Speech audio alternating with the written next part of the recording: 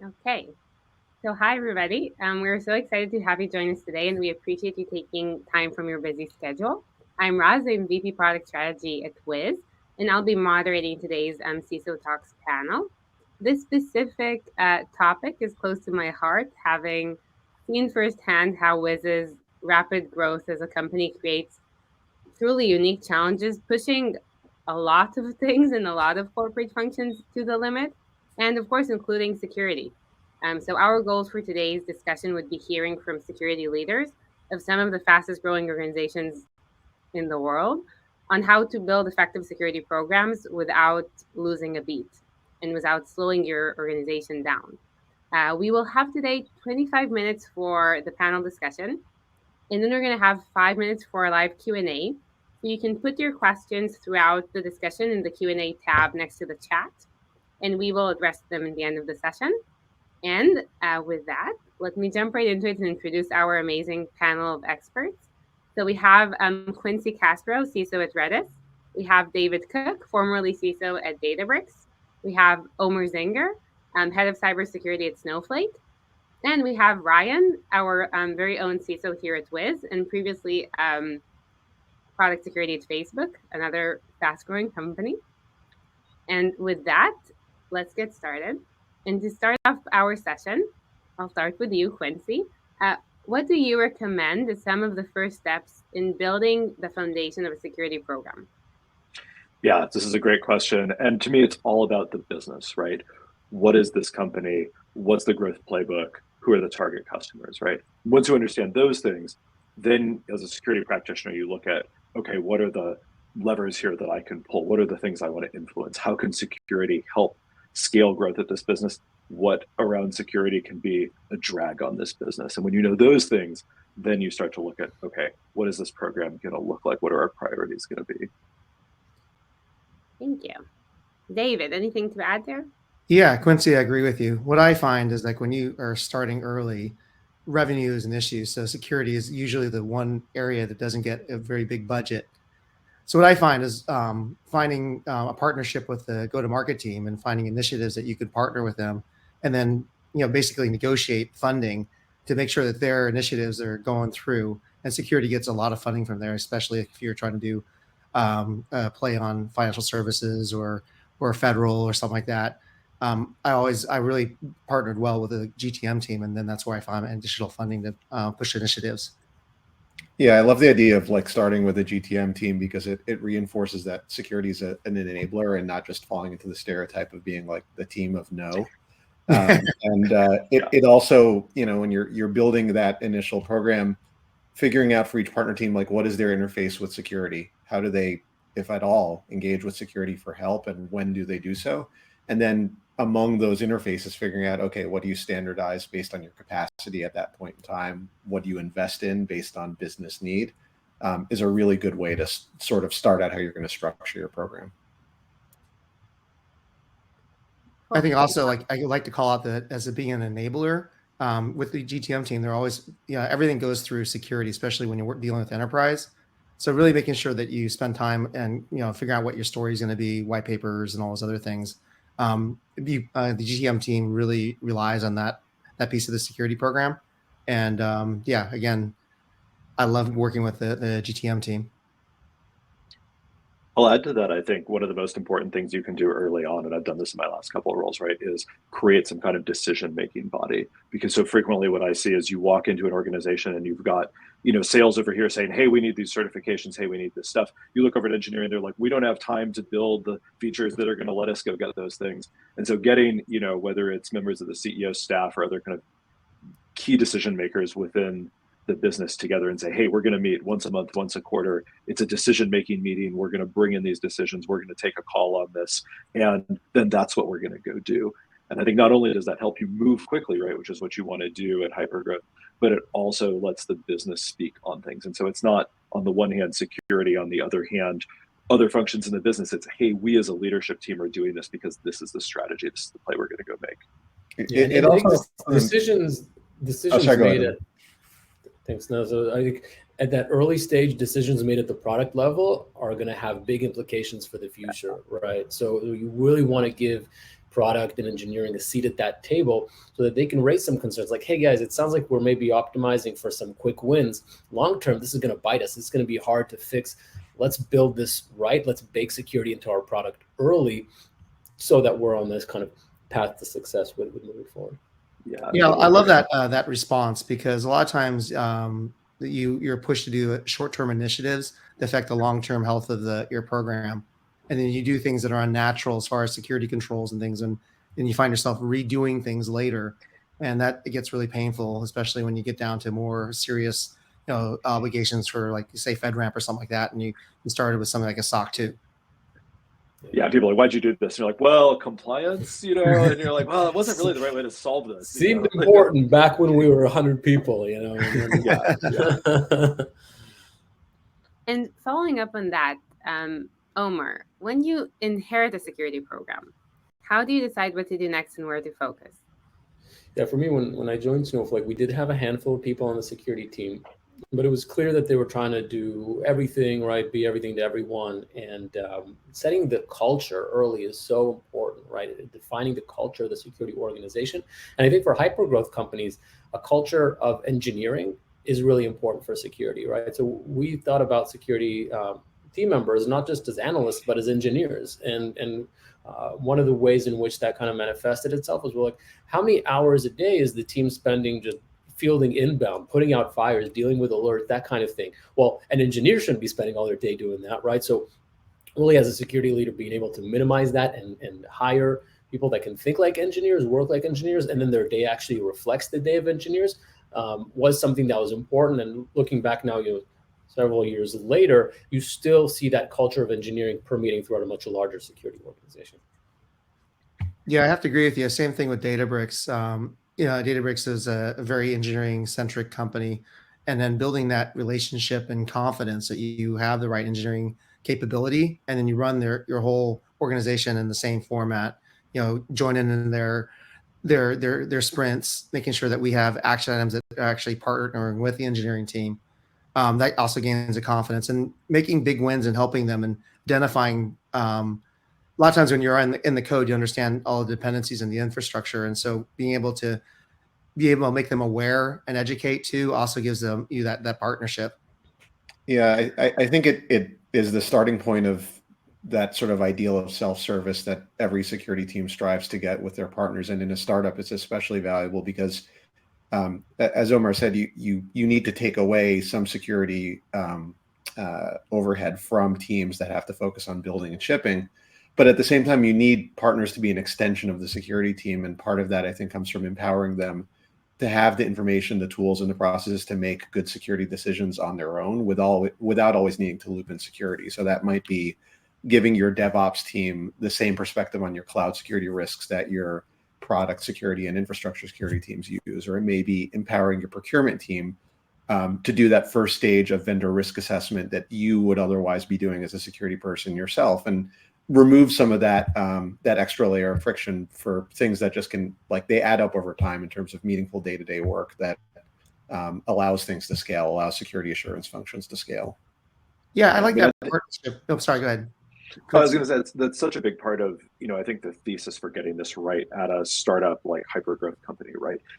When you're in a big mature organization, for better or worse, you can run that supervisory compliance focused, function, and people sort of have to deal with it, right? But when you're moving fast, you're trying to grow really fast, you have to have a culture of making things and doing things. And I always, felt like, hey, if you're going to run a centralized function, you have to offer something of value to that business that you uniquely are going to do and create that other people aren't going to do. And the things that other people are going to do, that's where that federated model comes in, where you're pushing accountability out into the business. And you're saying, what do you think the right answer is here? How are you going to get security right for this offering, for this product, for this service that you're delivering? And then here's what I uniquely am going to offer to empower you and kind of help you get that right. And to me, that's really the model at a hypergrowth company for getting security right from the bottom up. And I want to add to that. I think you also have to have all of the different business units have a seat at the table too. You don't want the security program to be pushing security controls and everything, because we try to understand everything, but sometimes somebody in engineering would be really helpful in understanding the problem and then help them in the decision-making capabilities. And moving on to talk a bit about the challenges. So, Ryan, what are some of the key challenges you feel security teams are juggling with working at a hyperscale company? Yeah, I'd say rate of change is at the root of it, and it's both a feature, like it's why we like startups. You have that agility, that flexibility. It's a requirement, like rate of change and shipping and building quickly is existential, like to your business. And it's a liability because it means it's harder to ensure that you've got the right level of security across the changes, that you're managing risk accordingly. Sometimes a little friction is a good thing that businesses need, even at the hypergrowth space. Sometimes the wrong friction in the wrong place is catastrophically bad, especially at that stage. And so juggling and managing all those sort of equities and trade-offs is I think the hardest part about driving security and governance functions in a hypergrowth startup. And it comes down to what we started it with, which is beginning your program with some fundamental prioritization, fundamental work with partner teams to understand where you can impact the business the most, doing a couple of very important, impactful things well and completely, rather than trying to spread yourself too thin and address every single risk in an incomplete manner that just doesn't actually move the needle for the business as much as you'd like. Some of the ways you can start. Yeah, I love that idea of focus. I think that's so important because I think a lot of people come at this and they say, well, is this third-party module approved? Or what about this tool over here? And you say, yeah, look, all of this is risk, right? But at the end of the day, what do we care about? We care about the things that are going to stop this company from being a going concern, that are going to disrupt a liquidity event, that are going to cause us to lose trust with our customers. And if you stay really focused on that and you have that alignment and you have the decision making bodies and people are bought in, then everyone gets like, yeah, this is the mission, we can get behind this. And they see that you're not coming in there like a traffic cop and slapping people's hands about nonsense stuff. You're there to build and create value, and you get that alignment of incentives that's so important for good security, right? Yeah, and Quincy, I think one of the challenges that brings on, as you mentioned, kind of, we need to make sure that things don't happen, right? That we don't get that breach, that we don't fail that audit, right? The problem with that is that if that's kind of the only thing that the security team is kind of seeing about themselves, what's not happening, and the rest of the company by definition is crushing it, right? Because you're at a hyper-growth company, everybody's doing these amazing things, and security is just, well, that didn't happen, and that didn't happen, and that's not quite as exciting. I think one of the things to think about is how do you give the security team that sense that they are moving quickly, just like everybody else at the company. One of the things that I found to be really helpful is an OKR model. So thinking about objectives and key results and setting aggressive targets and being kind of big thinkers and what can we do that would be incredible as a security team, setting these objectives that span quarters or even years, and then seeing progress towards these objectives that is measurable. And we can say we've improved in X way by 300%, right? Then you can compare how things are happening in other parts of the hypergrowth company. Yeah, I love that idea. And I love getting into that sort of agile model for running a program where you say, hey, look, we're making incremental progress. Here's the North Star. This is what we're going to go do. And then you're building stuff in every sprint and every quarter you're building. And eventually you see the accumulated progress of that. And I think in more static, larger organizations, it's hard to kind of see that and get people behind that. But I think once you start to frame things that way, you frame the team as builders and creators that are making value, making capabilities, setting those OKRs and having that target to go aim at, that can really energize people and motivate them in a way that, okay, well, it's time to send out the phishing exercise or whatever, like maybe isn't as inspiring for people. Yeah, but you also got to be aware that nothing ever goes to plan, like especially in hypergrowth plans. Everything is chaos, right? So you got to be aware that's going to change. And some of the frustrations your team feels is that we're running around doing all sorts of things, and all of a sudden there's a pivot or initiative, and you got to keep the team understanding those big wins, but also be prepared. Things are going to change, and that's always fun when you're especially in a hypergrowth company. Yeah, I think one of the things you can do to balance that is recency bias tends to be like this nefarious thing that creeps into every security team's work. And a lot of times, leaders in an organization will see a security event. Maybe it's an external event that affected another company in their industry. And the reaction is, what are we doing about this? Why are we making this the first priority? And there's a balance there, right? Like, you've got to be adaptive to the threat landscape changing, but at the same time, if you just throw away everything that was identified as a priority to go chase whatever new shiny is of concern, you'll never make progress anywhere. And so there's a bit of work there to both manage up and both keep up with what's going on, but also not lose sight of like what you established priorities and why, and to sort of shield your team from that ratcheting and flux. I love that, especially when you have a board that is security savvy and that thing comes up. All of a sudden you get this message, oh, how are you going to respond to this 0 day? And, you have to be prepared. And sometimes you have to be like, you have to predict that this is going to happen and head it off the path if something comes up. Pre-message the executive team that this is coming up. We've already addressed it. And then I can also help you with all that chaos. And I mean, I think this one really touches home for me too, like in my role in the hypergrowth company. When you're moving so quickly, just like you said, where things are constantly changing, plans also change so fast. Like, it's almost impossible to put a long-term plan in place. So how do you actually approach the planning phase? And Ryan, I'll throw that one first at you, because I know we know the same challenge. Yeah, absolutely. I mean, we touched on like this establishing or understanding your risk register when we were chatting at the first question. And I think for me, the best way to start with planning and prioritization is to go to the risk register and figure out if we spent all this time across partner teams deciding these are the biggest risks to the business, then let's pick the work that will meaningfully impact that and make that our priorities. And you can draw a nice clean line between the risks and the work you're doing to address them, and use that to justify what you're prioritizing. And that's, I think, a good starting point to grounding your work in actually fixing things we've identified as a problem for the business.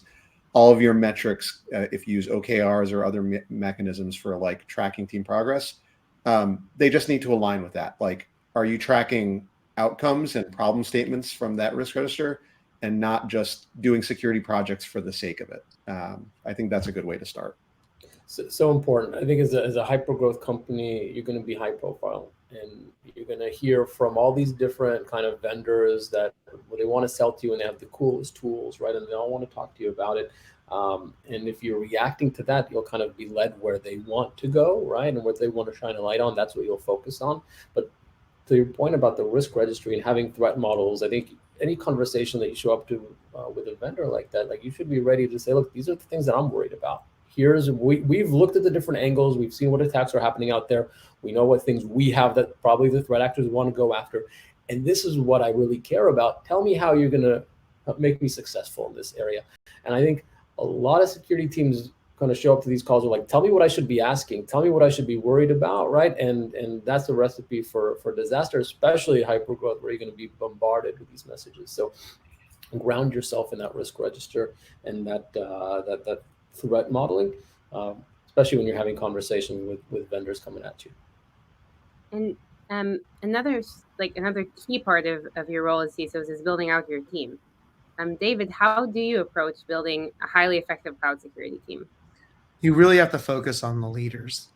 Hire really, really strong leaders that are going to really drive your initiatives. I'd like to think I know everything about everything in security, but honestly, you want to hire people smarter than you in each of the respective domains. So start with the leaders and help them and have them scale your team that way, because they'll hire A players for you. Yeah, I couldn't agree more with that. I think it's so important to take your ego out of it and say, hey, look, I'm here to orchestrate the creation of this function. I'm not here to know every single thing. And I love to go into interviews and just ask people about real problems we have and say, hey, here's a thing that I'm stuck on. How would you come in here and fix this? And you can kind of tell, even if that's not a place that you're particularly strong in, like, does this person have a credible approach to how to get stuff done? Do we click in terms of that model of incremental progress and kind of embracing the chaos of high growth businesses?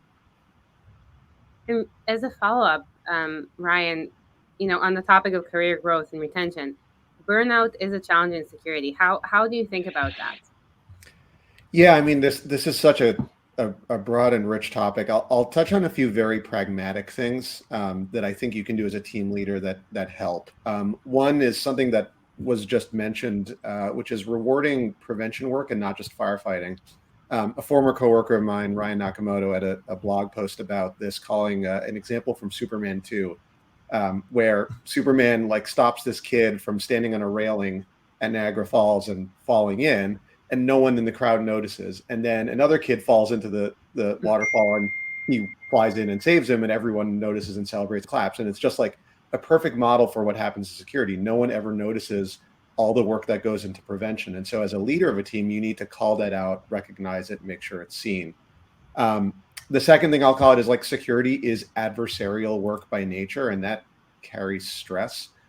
One of the many ways that you can sort of like assuage that is to establish a blame-free culture for security failures, with the root of it being that a security failure or incident is almost never an individual's fault.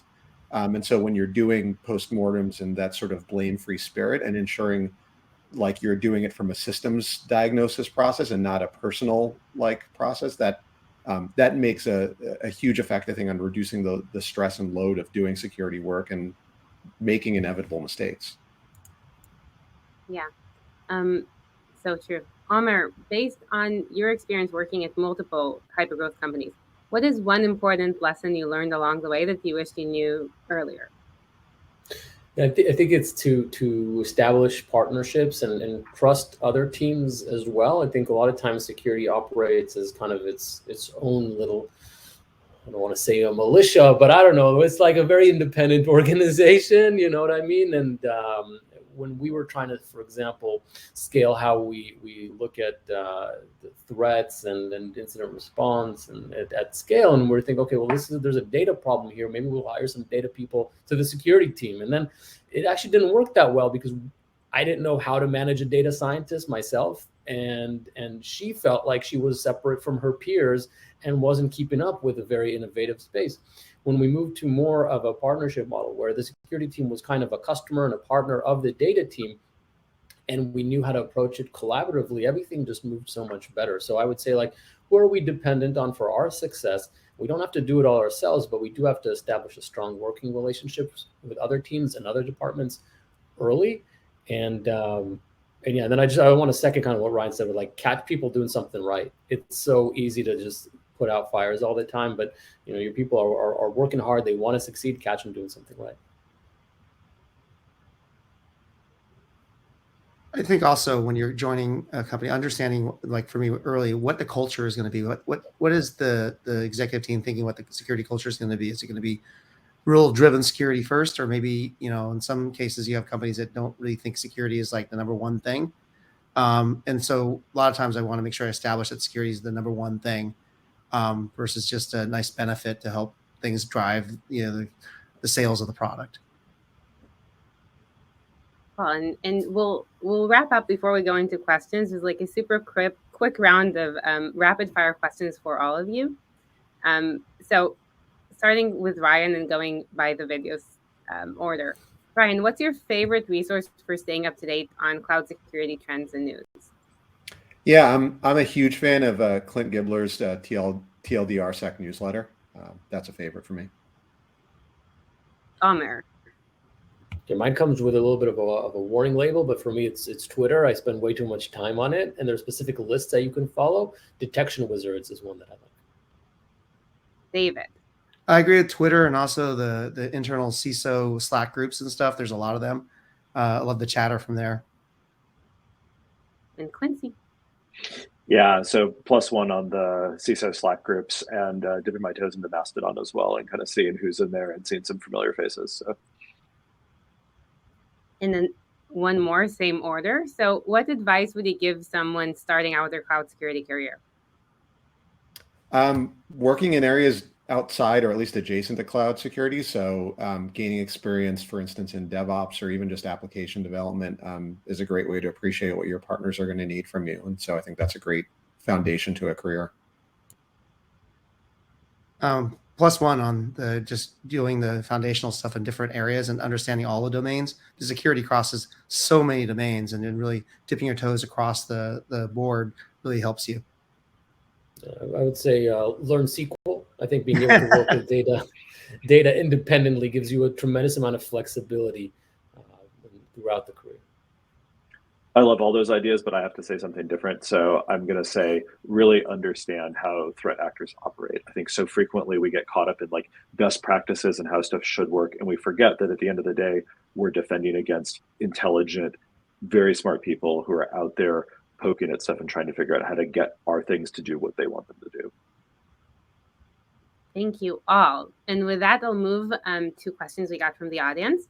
So first question, as a CISO interviewing for a new role in a hypergrowth company, what are the best practices you would like to see companies focus on during their interview or evaluation process?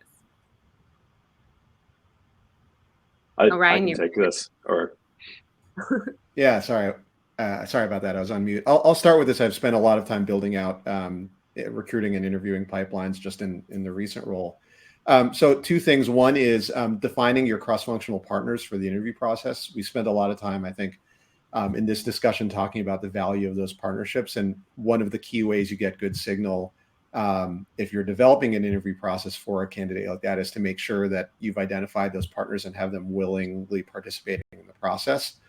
Similarly, if you are interviewing for that type of thing, you should expect the same. Like, how are you going to engage and talk with someone on the legal team or on the finance team or on the go-to-market teams about your role in building a security program? So I think that's a really valuable aspect to thinking about your interview loop and making sure it's not just exclusively technical or it's not just exclusively coming out of the risk management arm of the org. And also during that process, really get as the interviewer or interviewee, I would really stress like what's going to help me enable, what teams are going to work with me, am I going to have some teeth in my program? That's really important to understand that you have that support from all different business units. Yeah, I think for people looking to hire this kind of role, understanding like, why are we hiring this? What do we think their purview is? What value are we getting out of this? And I think sometimes, firms aren't always proactive and kind of saying like, here's the backstory behind this. But ultimately, for you to get the right candidate and the person who's going to be successful in that role, you have to know what you're trying to hire for, and you need to communicate that to the candidates that are coming in so that they understand how they're going to be successful. And I would just add that you do want somebody that's going to be passionate about being at the company and inspire everybody and really bring a lot of energy to the role. And sometimes you'll have people interview that didn't even bother doing basic background research. They don't understand the business or why is it going to change the world and stuff like that. So if apply to companies that you're excited about it. Like if you're not into crypto, don't apply for like a crypto a CISO role, that kind of thing.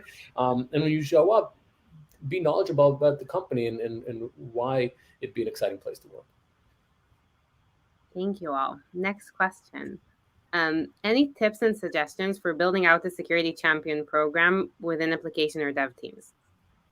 Yeah, I love this question. I've seen some of this at work in larger organizations. The biggest thing is incentives for your partners. So if you're a security champion in an application development team or an infrastructure or DevOps team, you need your leader to be on board with what security needs in terms of time and resource commitment. So that means security working with engineering leadership or ops leadership to ensure they're supportive of the program, they're supportive of the time investment, and that they're going to reward on equal footing security contributions as well as any other type of quality engineering work. The same goes for any security tasking that security champion is going to be driving. If they're, for instance, pushing teams to support vulnerability fixes and the individual engineers that are not security champions don't feel that they're going to be incentivized or rewarded for that work versus building and shipping new features, they're not going to get success. The champion's going to get frustrated. They're not going to want to be in the program anymore. And so, again, just maintaining a steady line of communication around the commitment, the level of resources, and ensuring that everyone feels rewarded and celebrated for security work, I think is how you keep a program like that healthy and active. Yeah, I want to totally support that, Ryan. I mean, too often I think these programs get used as a sort of resume embellishment for low performers. And I think your first question as you're thinking about how to implement this is, how do we make security a promotable skill for our engineering population, a point of differentiation that's going to improve their career prospects? And then to Ryan's point, you go to the leadership within those organizations and you say, how do we make this happen? Because at that point, when people say, oh, if I'm good at this and I'm recognized for it, I'm going to go to the head of the line for promotion, then the problem solves itself at that point. You're going to have more good candidates than you're going to have room to have champions. Okay, we're exactly at time. So thank you everybody for your time, and thank you everybody who joined us for taking time off your busy day. We hope it was a good use of your time. We know there's some questions we haven't gotten around to answering, and we'll follow up with answers. And thank you everybody so much for your time.